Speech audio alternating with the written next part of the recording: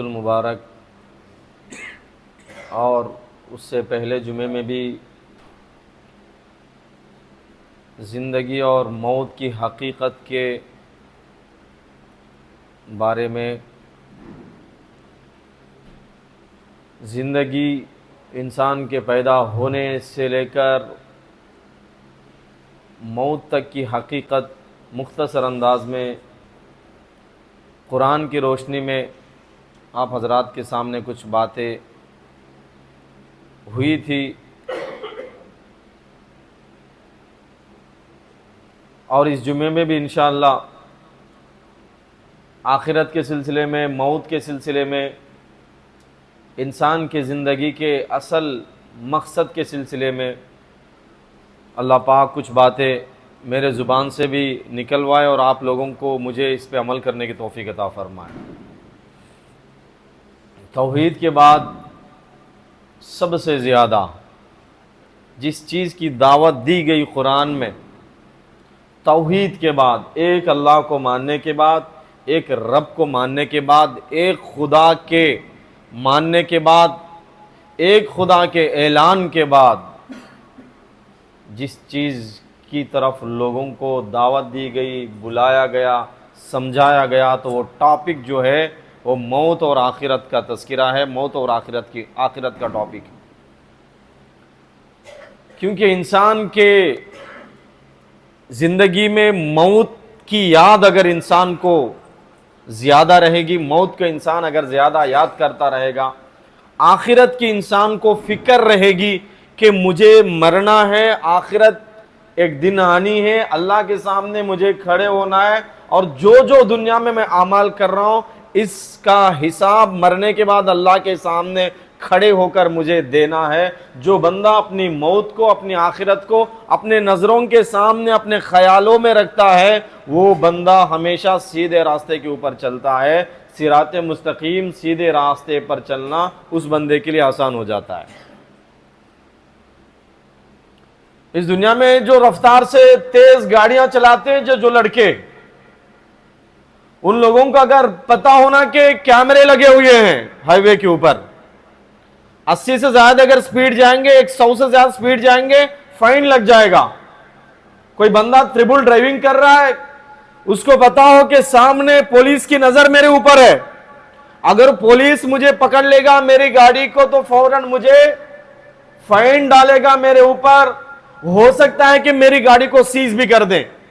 اور جو گاڑی دنیا میں انسان چلاتا ہے، اگر اس کے کاغذات نہیں ہیں، اس کے پیپر نہیں ہیں، اس کے پاس لائسنس نہیں ہے، گاڑی کے کاغذات بھی نہیں ہیں، انسان ڈرتا ڈرتا گاڑی کو چلاتا ہے تاکہ کوئی پولیس اس کو دیکھ نہ لے، کسی پولیس کی نظر اس کے اوپر نہ پڑ جائے۔ اگر پولیس کی نظر پڑے تو کیا کرے گا؟ گاڑی کو سیز کر دے گا، لے جا کے اسٹیشن میں ڈال دے گا۔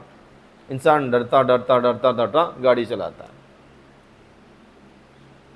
اور اگر ہمیں خوف ہو کہ ہمارے دل میں خیال ہو کہ اللہ کا کیمرہ ہمارے اوپر ہے، اللہ کی نظر ہمارے اوپر ہے، ہمارے سیدھے کاندھے پہ ایک فرشتہ بیٹھا ہے، ہمارے بائیں کاندھے پہ ایک فرشتہ بیٹھا ہے، اور ان فرشتوں کا کام ہے کہ ہم اچھا کر رہے ہیں تو اس طرف کا فرشتہ لکھ رہا ہے، ہم برائی کر رہے ہیں تو اس طرف کا فرشتہ ہماری برائی بھی لکھ رہا ہے۔ اگر یہ خیال بندے کو ہوگا تو بندہ گناہ کرنے میں خوف کھائے گا، لوگوں کو دھوکہ دینے سے خوف کھائے گا، جھوٹ بولنے میں خوف کھائے گا، دھوکہ دے کے کمانے میں خوف کھائے گا، سود کا کاروبار کرنے میں خوف کھائے گا، رشوت لینے میں اس کو ڈر لگے گا، اس کو دنیا کے کسی آدمی کا ڈر ہو یا نہ ہو، فرشتوں کا ڈر ہوگا، اپنے حساب کا ڈر ہوگا، اپنے موت کا خوف ہوگا، اپنے موت کے بعد کی زندگی کا خوف ہوگا، اللہ کا ڈر ہوگا، تو وہ انسان دنیا میں گناہوں سے بچ کر زندگی گزارنا اس انسان کے لیے آسان ہو جائے گا۔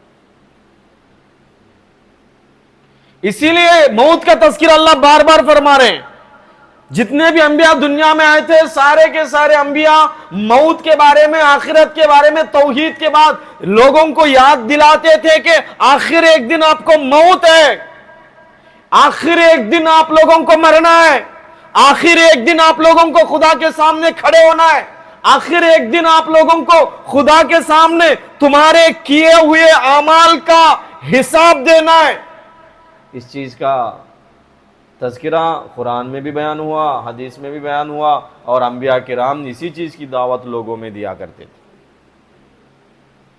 کسی بندے کے اگر خوف نہ ہو، اس کا یقین نہ ہو کہ اس کو موت آئے گی، کسی انسان کو اگر یقین نہ ہو کہ مرنے کے بعد اس کو حساب ہے، مرنے کے بعد عذاب ہے، مرنے کے بعد جنت ہے، مرنے کے بعد دوزخ ہے، مرنے کے بعد اس کے کیے ہوئے اعمال کا حساب لیا جائے گا، اگر اس کسی بندے کا یقین اور ایمان اس کے اوپر نہیں ہے، وہ بندہ اس دنیا میں ڈاکو بنے گا، وہ بندہ اس دنیا میں چور بنے گا، وہ بندہ اس دنیا میں مشرک بنے گا، وہ بندہ اس دنیا میں کافر بنے گا، وہ بندہ اس دنیا میں منافق بنے گا، وہ بندہ اس دنیا میں بے نمازی بنے گا، وہ بندہ اس دنیا میں اللہ کے دھرتی پر اللہ کا نافرمان بن کر زندگی گزارے گا، کیونکہ اس کا یقین مرنے کے بعد کی زندگی کے اوپر نہیں ہے۔ اور اس بات کو بھی یاد رکھو کہ کسی کی بھی موت بول کر نہیں آتی۔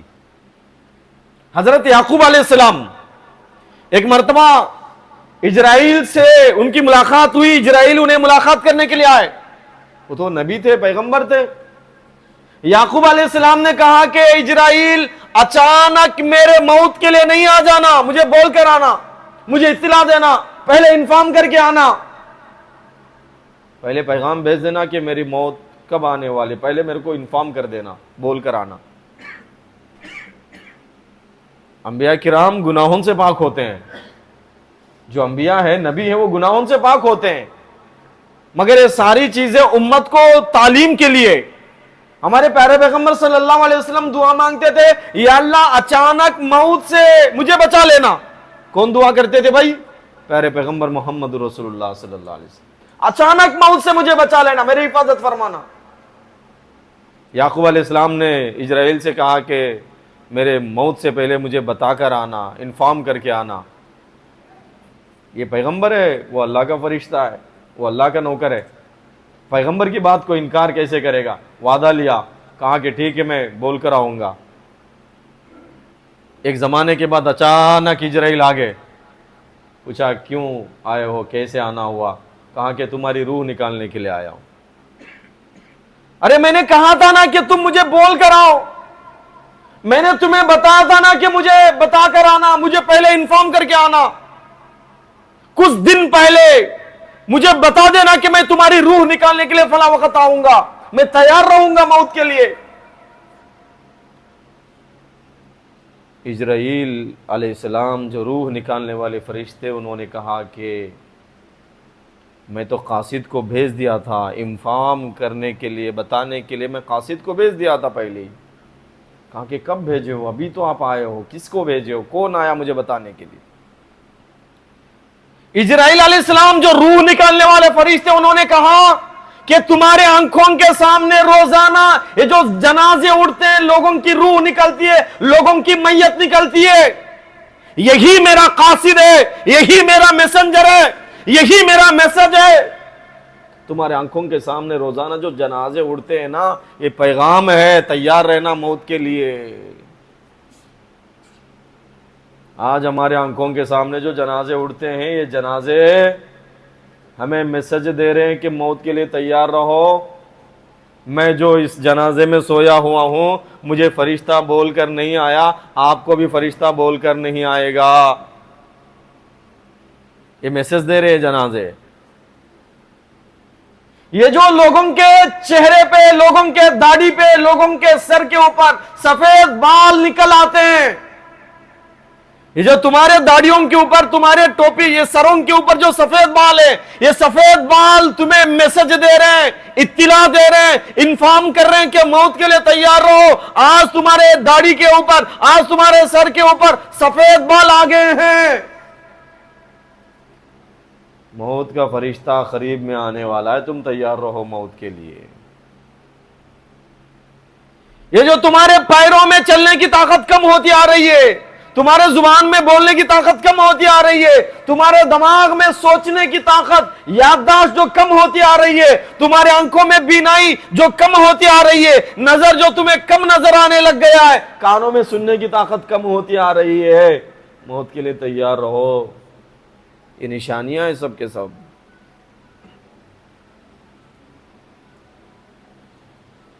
یہ جو قبرستان میں سوئے ہوئے جو لوگ ہیں، ہم روزانہ جاتے ہیں قبرستان میں، جس کی بھی کبھی کسی کی میت ہو جائے، موت ہو جائے، ہم جاتے ہیں قبرستان میں۔ حضرت عبد القادر جیلانی رحمۃ اللہ علیہ فرماتے ہیں، جاؤ قبرستان میں، دیکھو جو قبرستان میں سوئے ہوئے ہیں، ایسے خوبصورت لوگ سوئے ہوئے ہیں قبرستان میں کہ جن لوگوں کے کپڑوں پہ تھوڑا دھبا بھی نظر آ جائے، تھوڑی مٹی بھی لگ جائے، فوراً کپڑے بدلتے تھے وہ۔ ان کے کپڑوں پہ کبھی مٹی گرنے نہیں دیتے تھے، کبھی کیچڑ گرنے نہیں دیتے، اگر کیچڑ لگ جائے فوراً کپڑے بدل لو، چینج کر دو، ایک دھبا لگ جائے کپڑا نکال دو، پھینک دو، نئے کپڑے لا لو۔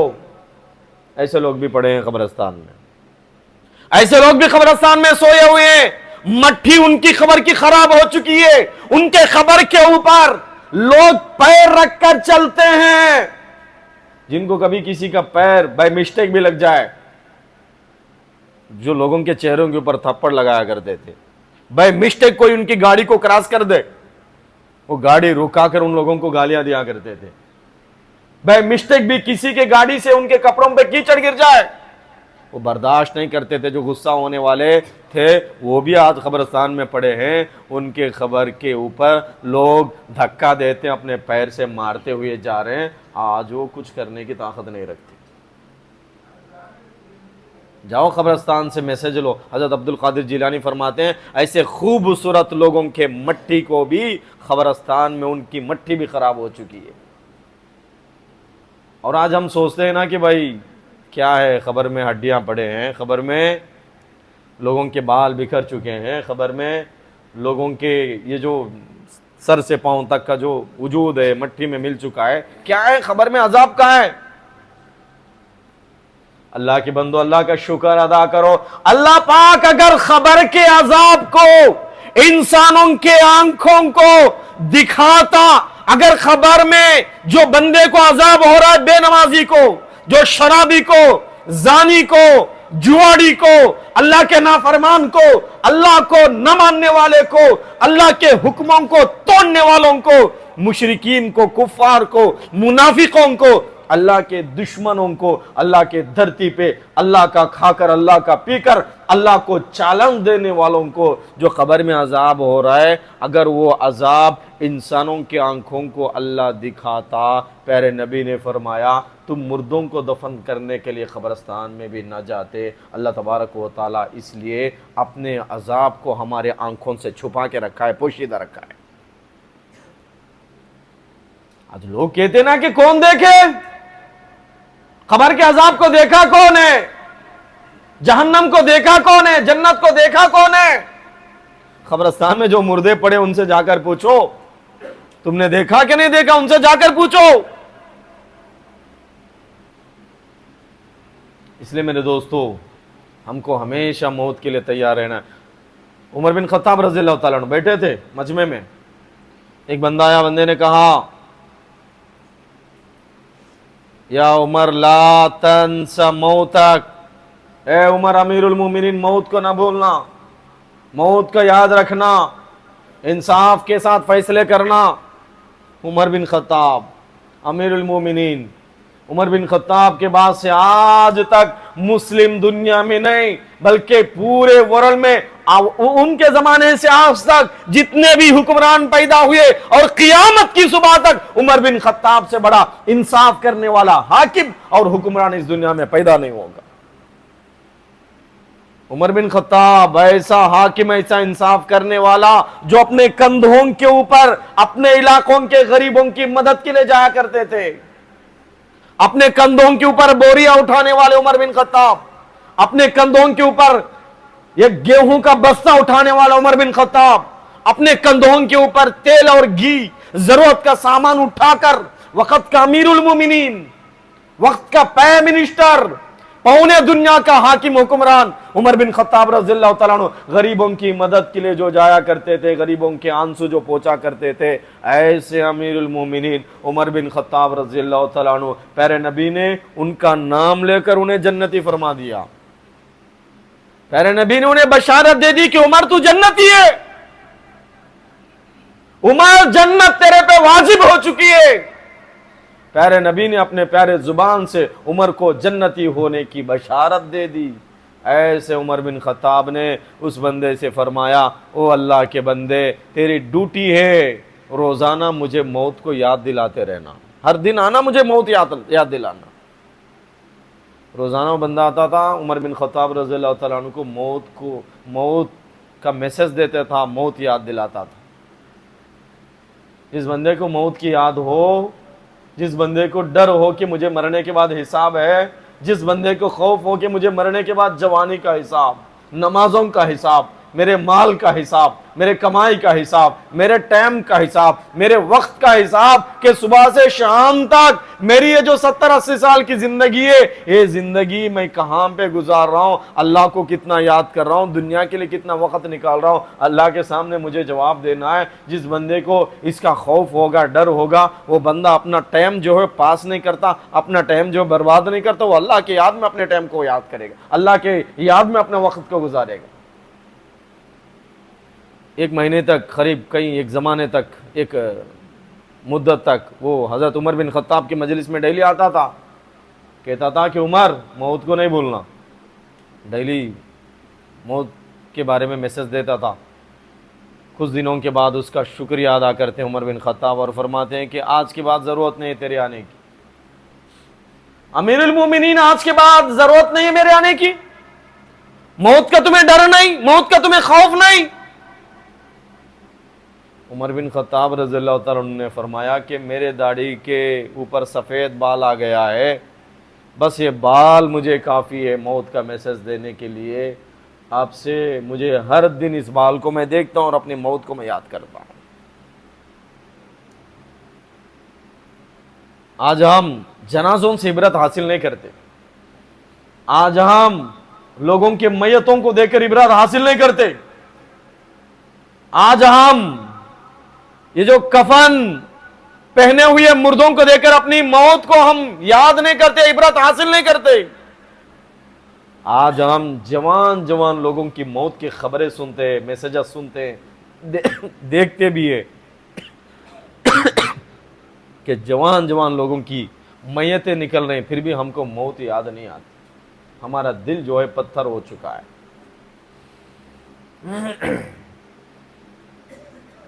ایسے لوگ جو اربوں پتی ہے، جو کروڑوں پتی ہے اس دنیا میں، جو لوگ اس دنیا میں کسی کو بھی خرید سکتے ہیں، آج اگر چاہیں تو کروڑوں روپیوں کی گاڑی اور کار بھی خریدنے کی طاقت رکھنے والے جو ہیں، وہ اجرائیل جو فرشتہ ہے روح نکالنے والا، اس کو تو نہیں خرید سکتے۔ آج ہم ججوں کو خرید سکتے ہیں، آج ہم پولیس ڈپارٹمنٹ کو خرید سکتے ہیں، آج ہم پولیٹیکل لیڈرز کو خرید سکتے ہیں پیسہ دے کر، آج ہم پیسہ دے کر ایگزام میں پاس بھی کروا سکتے ہیں، آج ہم پیسہ دے کر MBBS ڈاکٹر بھی بن سکتے ہیں، آج ہم پیسہ دے کر اس دنیا میں کوئی بھی جاب حاصل کر سکتے ہیں، اس دنیا میں رشوت دے کر ہم اپنا کام چلا سکتے ہیں، ہم اس دنیا میں رشوت دے کر جج کو بھی، کورٹ کو بھی، سپریم کورٹ کو بھی خرید سکتے ہیں، مگر جو موت کا فرشتہ ہے وہ کوئی رشوت نہیں لیتا۔ آپ کا کمایا ہوا مال آپ کے خبر میں بھی نہیں آتا کہ آپ کے کفن کو جوب بھی نہیں ہے، یاد رکھنا اس بات کو۔ اس لیے میرے بھائیوں، مرنے کے بعد کی زندگی میں کام آنے والے جو اعمال ہیں، جو اچھے کام ہیں، غریبوں کی مدد ہے، نماز ہے، اللہ رسول کو یاد کرنا ہے، قرآن کی تلاوت ہے، ذکر اذکار ہے، 20 پر 4 گھنٹے کی زندگی میں ہم کو یاد رکھنے کی ضرورت ہے کہ میں دنیا کے لیے کتنا وقت نکال رہا ہوں اور مرنے کے بعد کی زندگی کے لیے میں کتنا وقت نکال رہا ہوں۔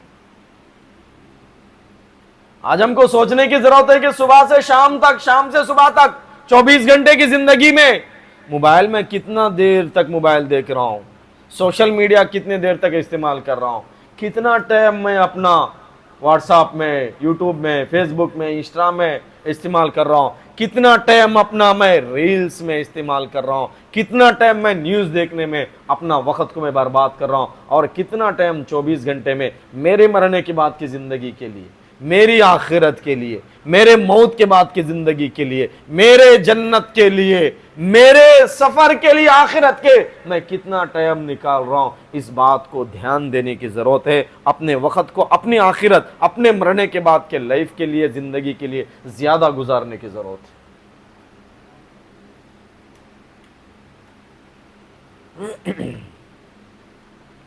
ایک سلیمان بن عبد الملک ایک بادشاہ تھے، ان کو خیال آیا کہ ہر انسان کو موت کا مزہ چکھنا ہے، مرنے کے بعد کی زندگی اصل ہے۔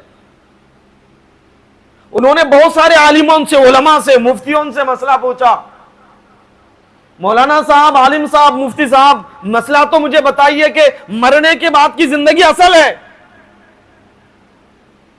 مرنے کے بعد کا جو لائف ہے وہ اصل ہے، مگر مسلمان مرنے سے ڈرتا کیوں ہے؟ مرنا کیوں نہیں چاہتا؟ مرنے سے ہم لوگوں کو ڈر کیوں لگتا ہے؟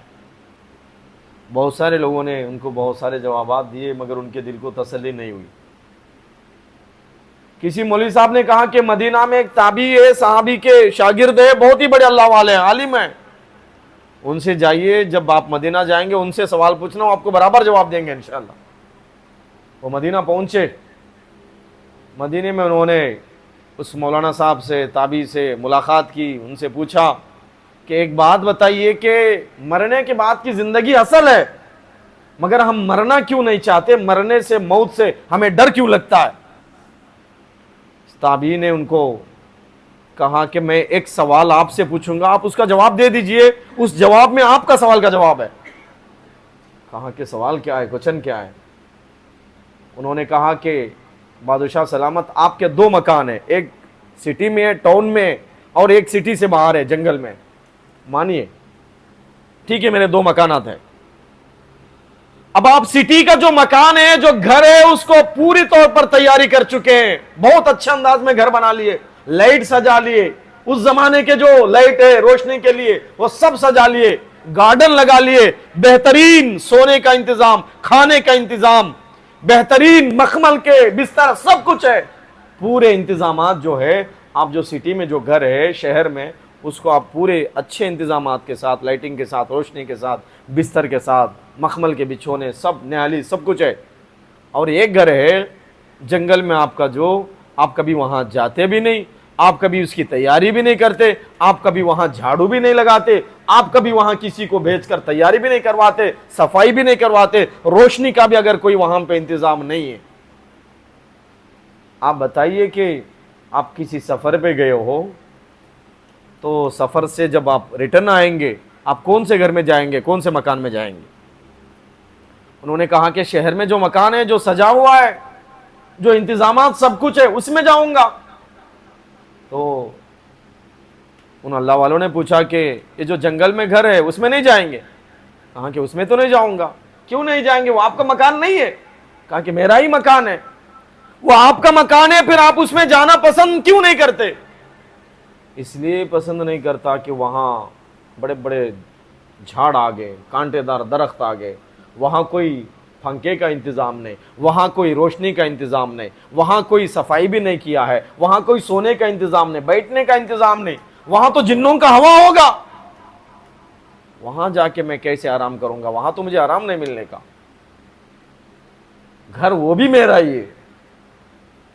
تو ان اللہ والوں نے بادشاہ سلامت سے کہا کہ دو مکان آپ کے ہی ہے، جو مکان کی آپ تیاری کیے ہیں، لائٹ کا انتظام کیے ہیں، روشنی کا انتظام کیے ہیں، ہوا کا انتظام کیے ہیں، کھان پان کا انتظام کیے ہیں، آرام کا انتظام کیے ہیں، اسی مکان میں جانا آپ پسند کرو گے، وہ بھی آپ کا مکان ہے، جہاں پہ کوئی انتظام نہیں، جہاں پہ کوئی سکون کی جگہ نہیں، جہاں کوئی ہوا کی اور روشنی کا انتظام نہیں، وہاں جانا آپ پسند نہیں کریں گے۔ اسی طریقے سے مرنے کے بعد کی زندگی کے لیے، خبر کے لیے، ہماری آخرت کے لیے ہمارے پاس کوئی سامان نہیں، روشنی کا انتظام نہیں، ہوا کا انتظام نہیں، آرام کا انتظام نہیں، خبر کے بچھونے کا انتظام نہیں، خبر میں لائٹنگ کا انتظام نہیں۔ اگر ہم خبر کی تیاری کیے ہوتے اس گھر میں جانا پسند کرتے، اگر ہم خبر کی تیاری نہیں کیے ہوتے نا، اس گھر میں جانا ہم پسند نہیں کرتے۔